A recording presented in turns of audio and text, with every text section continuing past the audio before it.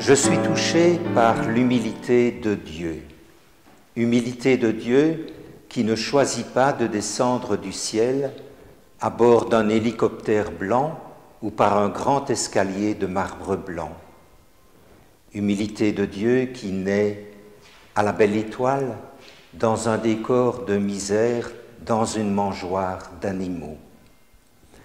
Humilité de Dieu qui, pour dire aux hommes et aux femmes « je t'aime », se met sur la paille.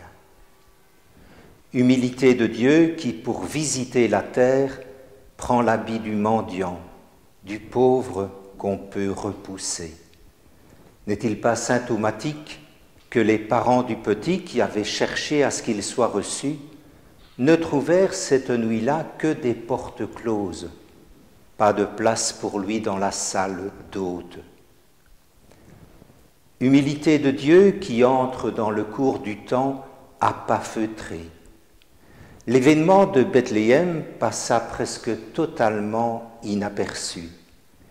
Il y avait dans les champs voisins d'humbles bergers qui gardaient leurs troupeaux.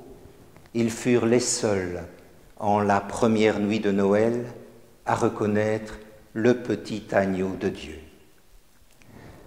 Dans son livre inépuisable, L'humilité de Dieu, François Varillon écrit « Quand je prie, je m'adresse à plus humble que moi. Lorsque je confesse mon péché, c'est à plus humble que moi que je demande le pardon. »